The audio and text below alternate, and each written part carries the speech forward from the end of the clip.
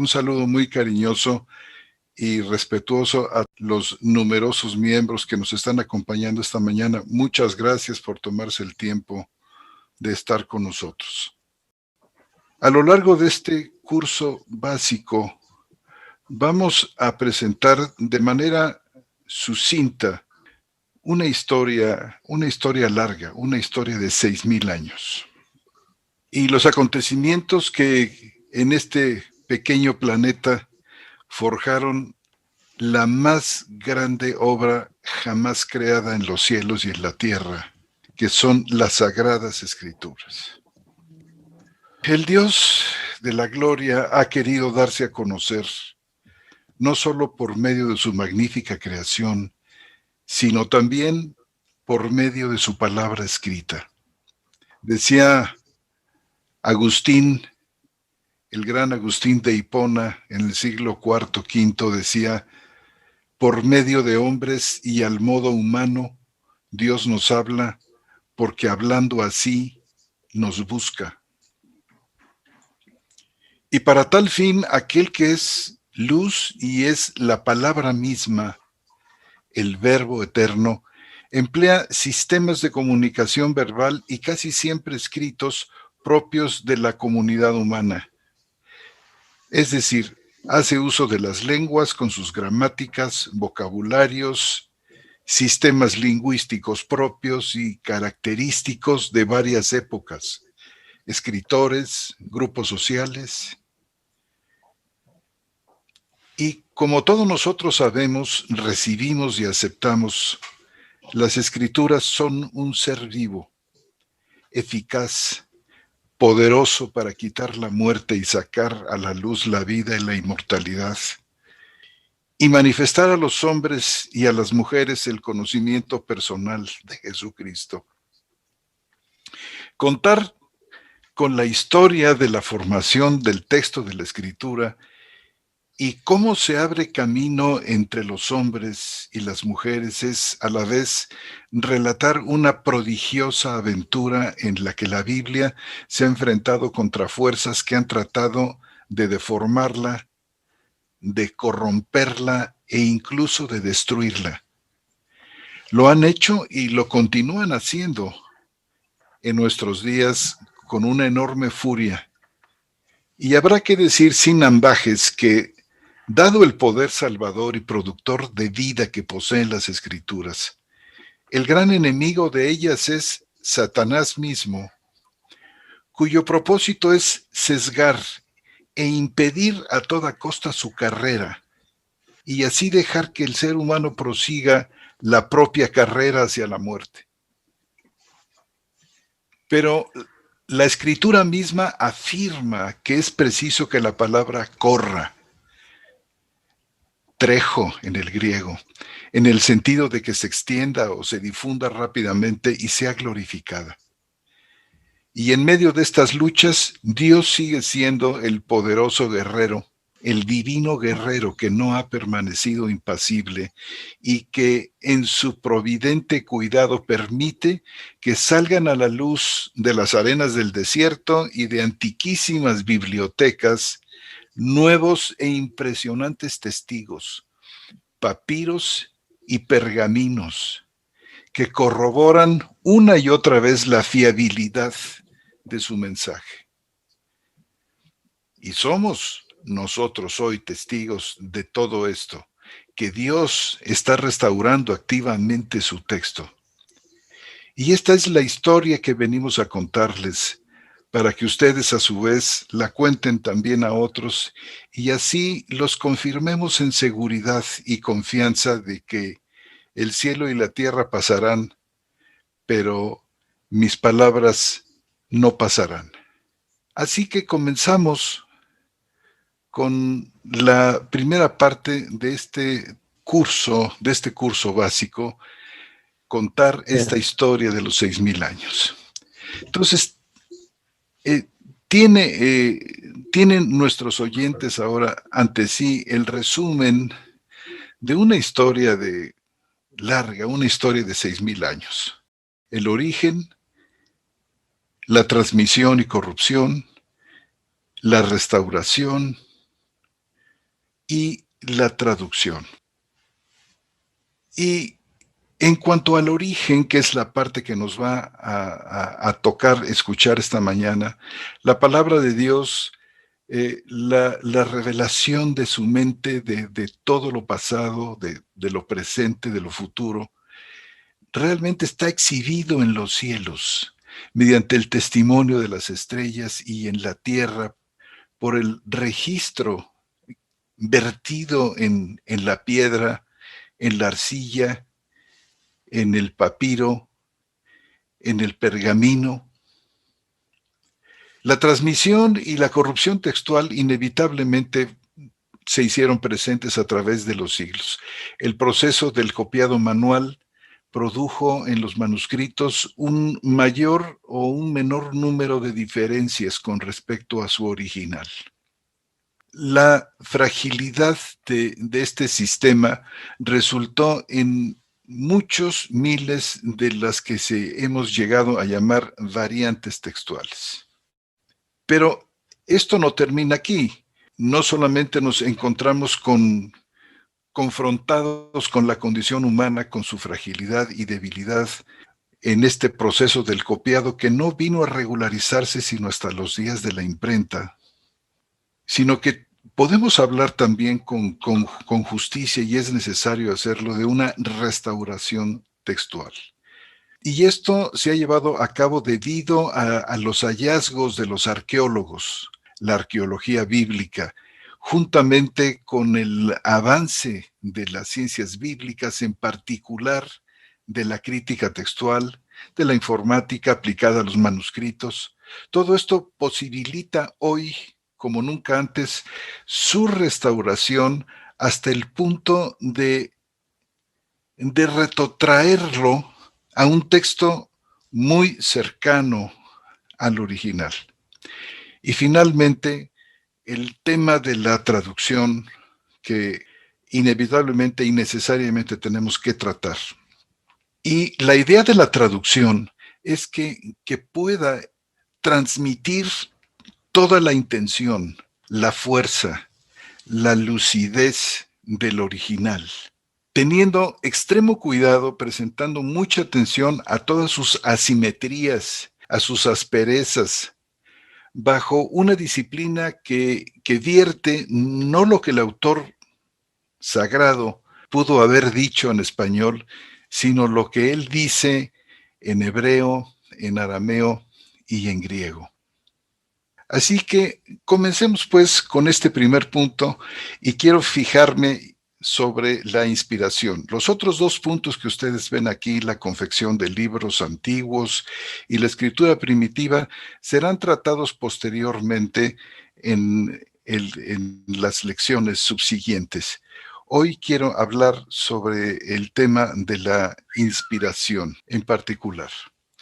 Y hablando de la inspiración, vamos a tocar esta mañana 3 puntos. Quiero hablar del canon, sobre los textos normativos y sobre lo que se conoce como urtext.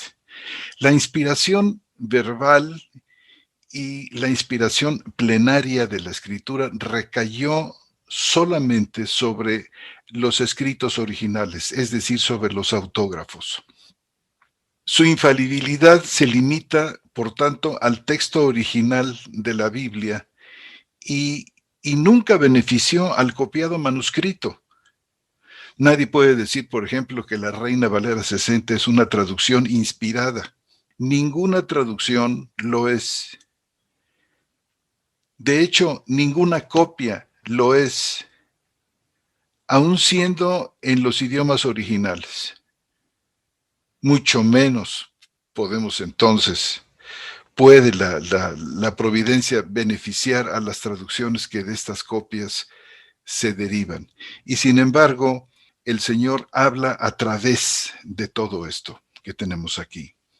Es importante en el proceso de la traducción y en todo el proceso que tiene que ver con la restauración del texto, el hacer un cuidadoso análisis de los recursos estilísticos, de la variedad de estilos y de los niveles lingüísticos.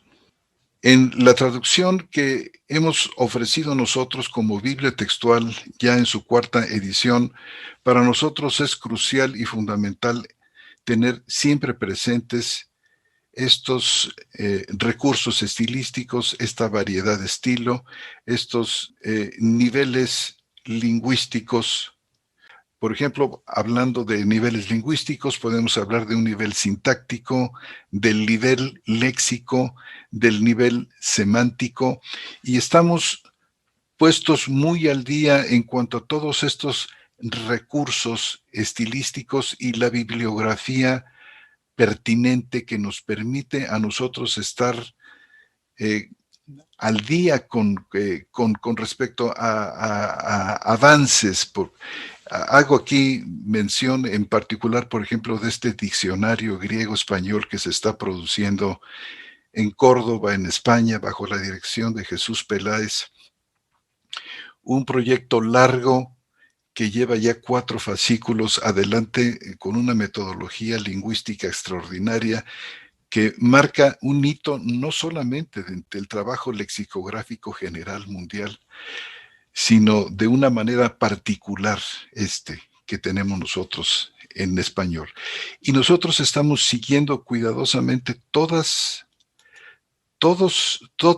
estos avances para aplicarlos a la traducción de la Biblia textual. Decíamos que queríamos hablar del canon. El canon fue abierto por Moisés durante su peregrinación en el desierto y fue cerrado en la isla de Patmos 1600 años más tarde por el apóstol Juan. Este es el canon. Como vemos aquí, los autores son muy variados. Sus autores pertenecían a los más diversos estratos sociales y ejercían distintas profesiones, distintos oficios. Entre ellos había reyes, plebeyos, juristas, médicos, guerreros, escribas y sacerdotes, pastores, pescadores, ricos, pobres, sabios y analfabetos, y todos hablaron acerca de los más diversos acontecimientos, tratando con naturalidad tanto temas terrenales como temas celestiales, temas históricos, proféticos, unos elementales, otros trascendentales, cada uno en su tiempo, sin que muchos hubieran llegado a conocerse entre sí, cada uno haciendo sonar su propia nota musical en el tiempo y en el espacio, para todos converger en un único y gran conocimiento, en un gran concierto lleno de armonía, de unidad, de continuidad, de majestad, de belleza. Esta realidad maravillosa dirigida por el soplo de Dios, que los hombres llamamos Biblia. Una realidad evidente, una realidad latente, como lo son el cielo y la tierra. Y ahí están, ante nuestros ojos. Todos los autores de la Biblia pertenecían a los más diversos estratos sociales, como decíamos, y ejercían profesiones de lo más distinto, y lo maravilloso aquí es que todos concuerdan, todos hacen una sola voz, algo que difícilmente se consigue en este nuestro medio humano, donde lo que lo marca más bien es la contradicción, el culto a la personalidad, el deseo de destacar la opinión personal sobre los demás. Nosotros podemos verlo a través de la historia de la filosofía, lo vemos inclusive a través de la historia de la teología, y lo vemos en las conversaciones diarias y en nuestro trato cotidiano. Aquí tenemos algo totalmente distinto. Hay un gran director de la orquesta.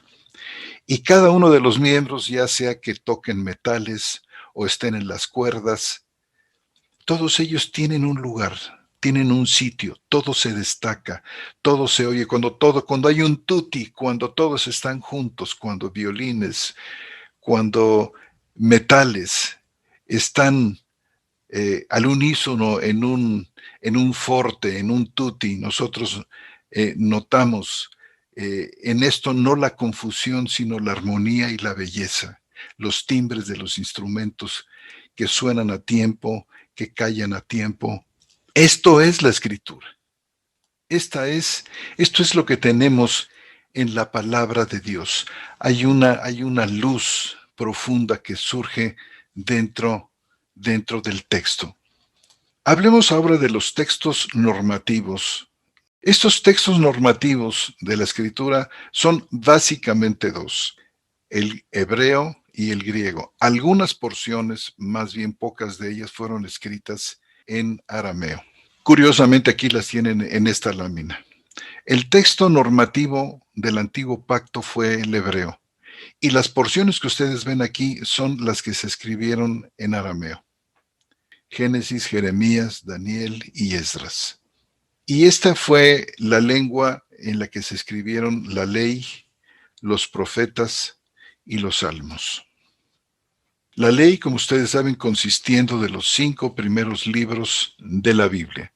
Y obviamente Moisés tuvo que escribir su Pentateuco durante los años de la peregrinación en el desierto, primeramente como editor. Seguramente transcribió las tablillas que contenían narraciones sobre Génesis y después como autor escribió Éxodo, Levítico, Números y Deuteronomio. Así, cuando en 1486 a.C. Israel entró en la tierra prometida, la primera sección de la escritura hebrea, la Torá, había sido concluida. Enseguida vinieron los profetas. Dentro de esta sección de los profetas se contemplan los libros que ustedes ven aquí en esta lámina. Esta segunda sección en hebreo, Neviim, se refiere a los profetas desde Josué hasta Malaquías. Durante un poco más de 1000 años, la escritura hebrea prosiguió su conformación hasta los tiempos de Esdras, quien, habiendo recopilado los libros que estaban a su disposición, los libros sagrados, cerró el canon hebreo y preparó el camino para la apertura del griego. Y en tercer lugar, como tercera parte formativa, constitutiva del antiguo pacto, tenemos nosotros los salmos, que está formado por los libros que nosotros tenemos aquí. Son 5 libros. Desde los tiempos de Abraham hasta Esdras, los libros sapienciales o poéticos como Job, Salmos, Proverbios, Eclesiastés, Cantar de Cantares, fueron compuestos por diferentes autores. Y esta división que presentamos aquí es la que nosotros tenemos en Lucas capítulo 24, 44 por parte del mismo Señor, quien dividió de esta manera el texto. Permítanme ustedes que dé lectura a este pasaje, Lucas capítulo 24. Les dijo, estas son mis palabras que os hablé estando aún con vosotros, que tenían que ser cumplidas todas las cosas escritas acerca de mí en la ley de Moisés y en los profetas y en los salmos. Y en la Biblia textual, el viejo pacto está dividido fundamentalmente de estas tres maneras. Dentro de los textos normativos tenemos también el griego, en lo que respecta a la formación del texto del Nuevo Testamento. Y este se escribió a lo largo del siglo I. Tenemos nosotros aquí una línea del tiempo donde nos fijamos en el siglo I. Cada raya de las que tenemos aquí representa 10 años. Poquísimas expresiones en el Nuevo Testamento están escritas en arameo y son las que señalamos aquí en esta pequeña gráfica. El lapso de tiempo en el que se escribió el Nuevo Testamento va del 37 al 96 después de Cristo. Las opiniones más recientes en cuanto a la formación del texto, que por supuesto no se escribe durante los primeros 3 siglos como era la idea de algunos teólogos y de algunos exégetas, sobre todo de principios del siglo XX. Creo yo que a través y como comienzo, como punto de arranque de la obra de John Robinson, las opiniones con respecto a la formación en cuanto a la datación del texto de los libros del Nuevo Testamento queda aproximadamente como la tenemos nosotros aquí. Mateo y Marcos, por ejemplo, en el 10, 20, 30, en el año entre el 30 y el 40. Jacobo le sigue, luego las cartas de Pablo, aproximadamente en el 10, 20, 30, 40, en el 50, 56, comenzando con Gálatas, luego con Tesalonicenses, Corintios. Este va a ser el orden que ustedes se van a encontrar en en el Nuevo Testamento, sobre todo en cuanto a las cartas de Pablo. No es el orden tradicional al que hemos sido acostumbrados, comenzando con Romanos, las dos de Corintios, etcétera, sino más bien el orden en el que Pablo la escribió. Un clamor que era constante, sobre todo entre comentaristas de las cartas de Pablo, diciendo que era muy importante que las cartas fueran arregladas cronológicamente, lo cual nosotros hemos hecho eh, en la Biblia textual. Muy bien, entonces todos estos libros que ustedes ven aquí fueron escritos en griego. Pasamos ahora a hablar de, como punto final esta mañana, de lo que se ha dado en llamar urtext. ¿Qué es el urtext? Bueno, aquí tienen ustedes una definición. Es la forma original putativa del texto de la Biblia, como una composición literaria de los escritos divinamente inspirados, que habiendo completado sus distintas fases de conformación, se presenta como único texto canónico al inicio del proceso de la transmisión textual.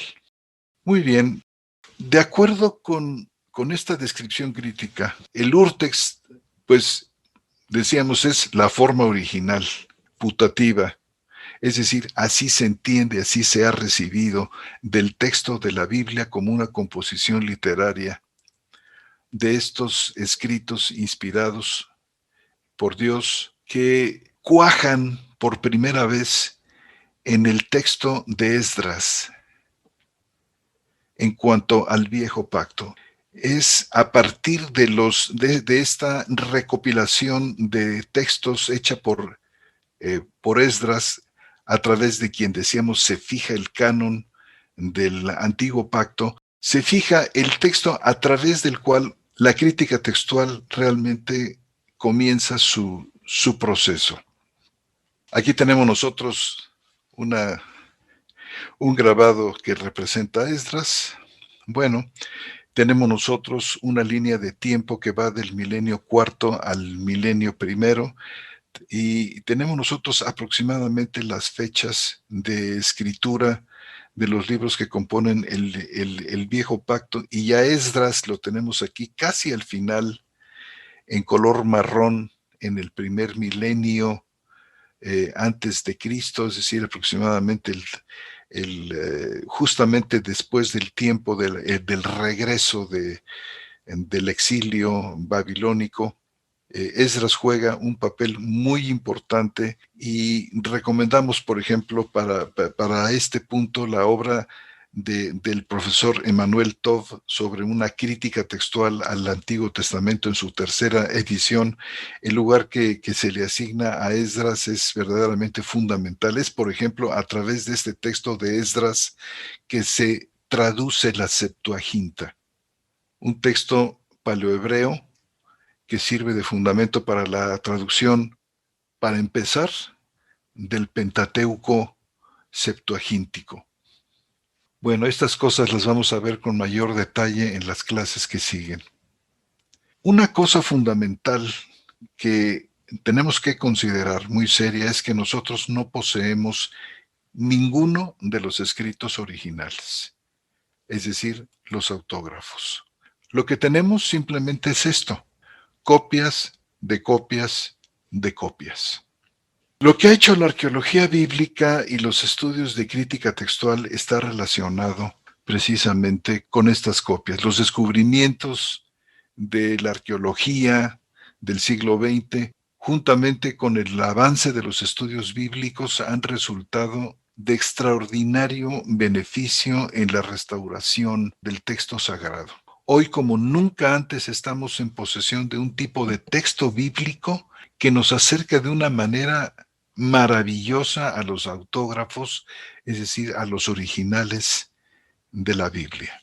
Estos nuevos hallazgos y estos avances críticos han puesto en evidencia numerosas diferencias entre los manuscritos más antiguos y aquellos que sirvieron como base para producir versiones tan importantes como la Biblia King James en inglés o la Reina Valera en español o la Biblia de Ferreira de Almeida en portugués. Y tenemos nosotros aquí un ejemplo de esto. Tengo idea que lo que tenemos aquí es el Evangelio de Lucas cuando habla, por ejemplo, aquí de eulogías, es decir, a los hombres, recuerdan ustedes que dice paz en la tierra, a los hombres, dice, algunas versiones dicen a los hombres de buena voluntad, pésima traducción que no tiene respaldo en el texto. Otros dicen paz en la tierra, a los hombres, dice y buena voluntad para con los hombres, lo cual mejora un poco, pero aquí eulogías significa hombres de su elección, como aparece justamente en la Biblia textual. Y esta diferencia en la traducción tiene que ver con una letra que se ha borrado. Fíjense ustedes, tenemos aquí en el códice alejandrino una sigma simbolizada aquí o mostrada en la grafía mayúscula como una C. Es un genitivo de su elección. Pero resulta que aquí en el códice sinaítico se borró la letra, se borró intencionalmente, inclusive se nota en el texto, en este acercamiento, que fue borrada intencionalmente la letra. Bueno, este tipo de variantes que se convierte en traducciones distintas y afecta a la misma teología es algo que es del especial estudio de la crítica textual al comparar documentos. Aquí tenemos pues una de las tantas variantes. Estos nuevos hallazgos y estos avances críticos han puesto en evidencia numerosas diferencias entre los manuscritos más antiguos y aquellos que sirvieron como base para producir, decíamos, versiones tan importantes como las que tenemos en inglés, en portugués y en español. La Sociedad Bíblica Iberoamericana ha asumido la responsabilidad de realizar una revisión que, preservando la excelencia del estilo literario, de la riqueza expresiva de estas versiones, se adapte a un texto hebreo, a un texto arameo y griego restaurado, tal como existía en la época apostólica y que fue utilizado durante el primer siglo por la iglesia de los comienzos, por la iglesia primitiva. Y dado que no tenemos nosotros los autógrafos, esta es una pregunta fundamental y una pregunta que antecede a todo, a la labor de traducción, que es ¿cuál es el texto original del pasaje? La importancia de este proyecto trascendental no puede ser subestimado, toda vez que antes de explicar el significado de palabras, de frases, de ideas de la escritura sagrada, el intérprete o el traductor tiene que interesarse por este problema fundamental. ¿Cuál es el texto original del pasaje? Y esto por dos razones fundamentales. La primera, porque ninguno de los documentos originales de la Biblia existe hoy en día. Y segundo, porque las copias que existen difieren una de la otra. Este problema en el copiado que generó tantas variantes a través de 3000 años de copiado manuscrito, no se regularizó sino hasta el gran invento de Gutenberg en la imprenta. Se produjeron miles de copias manuscritas, primeramente en hebreo, en arameo, luego en griego, que igualmente presentan entre sí miles de las llamadas textuales, de las llamadas variantes textuales. Y bueno, es importante porque Jesús mismo es la Escritura. Noten ustedes cómo lo presenta Juan capítulo 1, versículos 1 al 3. En el principio era el Logos estaba ante Dios y Dios era el Logos. Todo existió por él. Gálatas 3:8 tiene una palabra extraordinaria. Dice, y la Escritura anunció de antemano la buena noticia a Abraham. Yo no sé si esta escritura que anuncia no sea una especie de encarnación, podemos decir así, del Señor mismo que se identifica profundamente con su palabra y se llama a sí mismo escritura, porque quien anuncia la buena noticia a Abraham es ciertamente el Dios del cielo, que aquí se llama escritura. La escritura anunció. En Juan capítulo 7:38 dice, el que cree en mí, como dijo la Escritura, de su vientre fluirán ríos de agua viva. El que cree en mí, como dijo la Escritura. La importancia de la palabra, la importancia del verbo de Dios que se transmite, la identificación de este verbo con la persona misma de Dios. Todo esto habla fundamentalmente de la garantía de la preservación del texto.